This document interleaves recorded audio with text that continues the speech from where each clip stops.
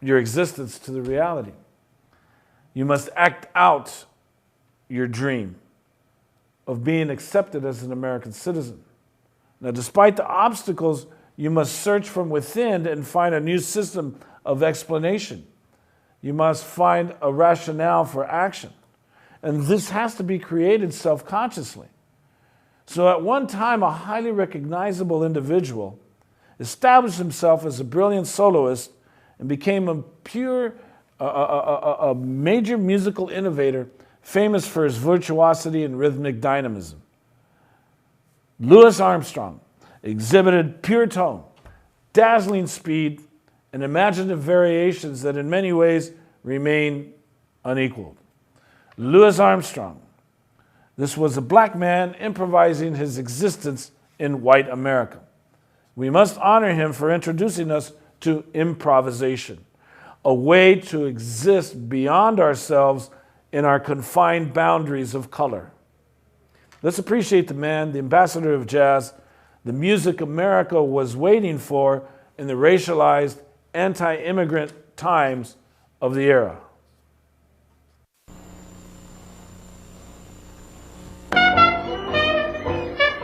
Although he always believed that his birthday was July 4th, 1900, Louis Armstrong was actually born on August 4th, 1901, in a section of New Orleans so violent it was called the battlefield.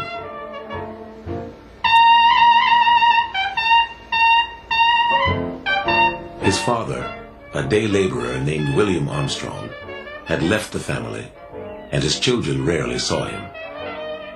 His mother, May Ann, was only 16 when he was born, and she sometimes worked as a prostitute to support herself and her children. Louis Armstrong talks about how sometimes he didn't know what he was going to eat, and that sometimes they were on a level of poverty where he didn't know what was going to come next. He was used to his stomach growling. Knife fights, gun fights, razor fights. This is the environment that Louis Armstrong grew up in. He saw a certain side of life, but he saw everything in that side of life. He didn't see the cliche like what we would write about. He didn't see that side of life from the standpoint of an outsider who's, oh, this is such a terrible thing. He saw the whole thing of it. He saw the humor in it, the beauty in it, the ugliness of it. He saw it all, and he understood it all. At the age of 7, he went to work for the Karnofskys, a Russian Jewish immigrant family who delivered coal to the prostitutes of Storyville. Louis rode in their wagon and blew a long tin horn to let the Karnofskys' clients know they were coming. You have to think about a little kid that realizes something is wrong. And they don't know what it is, but soon they realize that what's wrong is the color of their skin. Being called nigger, seeing grown men called boy and addressed in a disrespectful fashion. And then into this environment comes somebody who's like the people that you have seen degrade all the other people you know, but all of a sudden they're nice to you. They invite you into their home. They try to look out for you. They give you had something to eat.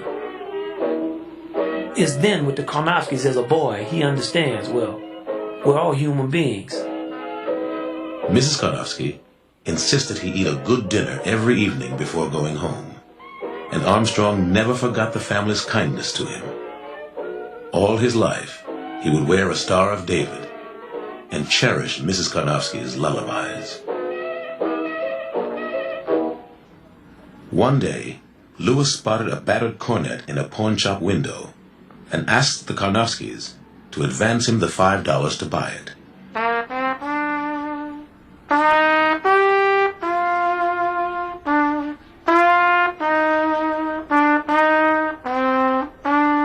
After blowing into it a little while, Armstrong remembered, I realized I could play Home Sweet Home. Then, here come the blues.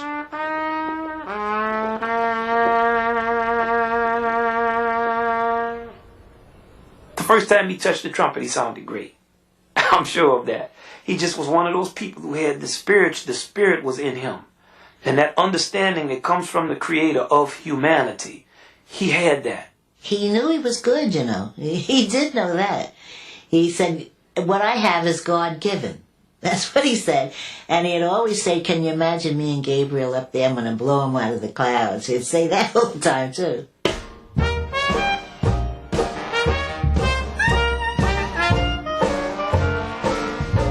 It's a general rule that children look for heroes. They look for people to emulate.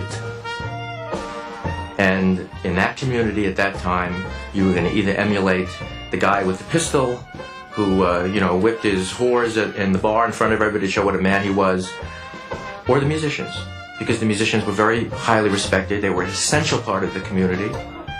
Every family function, from a birth to a Sunday picnic to a funeral, was a musical event. Musicians were important. They dressed well. They were treated well. At age 11, Armstrong dropped out of school for good, formed a vocal quartet that sang and danced on the street corners of Black Storyville, and listened to the new jazz music that was everywhere around him.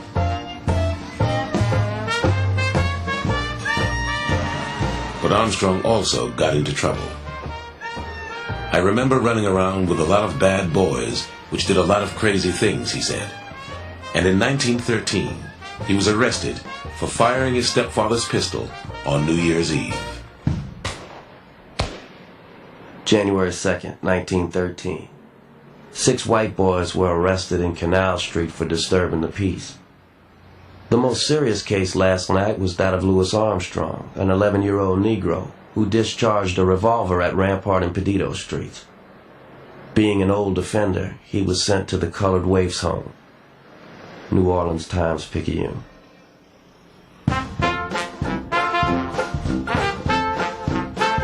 Within a few months of his arrival at the Colored Waifs Home, Armstrong was the best cornet player in its marching band, even though its manager was convinced that no boy from the battlefield would ever amount to anything. Soon, he was the leader. When Armstrong led the band through his old neighborhood for the first time, all the whores, gamblers, thieves, and beggars were waiting for the band because they knew that May Ann's son would be in it. They ran to wake up Mama so she could see me go by, he remembered. They never dreamed that I would be playing the cornet, blowing it as good as I could. He was marching along with the band, so we got real close to him to see if he was actually playing those notes. We didn't believe he could learn to play in that short time. I can still remember he was playing Maryland, My Maryland. And he sure was swinging out that melody. Zooty Singleton. The onlookers were so proud to see that little Louis, someone from their neighborhood, had done so well that they dropped enough coins in the boys' hats to pay for brand new instruments and uniforms for the whole band. Okay, so that's the black experience. So let's appreciate the immigration restriction legislation of the 1920s once again through the National Origins Act of 1924. As Europeans, as we learned from last week, the white beans, as they were agitating for an 8-hour day and the rights for women, the rights for immigrants, and rights for children, blacks, the involuntary immigrants, increasingly faced prejudice, discrimination, and segregation. The Ku Klux Klan became a national organization by 1915, and by the 1920s boasted 4.5 million members. Congress in the 20s responded to the fear of the other, to the fear of the not me, to the fear of the stranger at the gate, by putting an end to the dangerous, turbulent flood of immigrants by passing laws setting immigration quotas. The quotas favored Anglo-Saxons, it kept out Africans and Asians, and it limited severely the coming of Southern and Eastern Europeans, Slavic peoples, Italians, and Jews. There was mob violence everywhere, and there was hatred, race hatred everywhere. Yet everyone loved the new musical influence known as jazz. It was improvisation, especially if one was black. Of course, the hatred was extended to everyone, and if you were from Asia, confusion created chaos, and it added new dimensions between black and white. Okay, so we've taken care of the red beans, the white beans, and the black beans. Next up, the yellow beans. See you.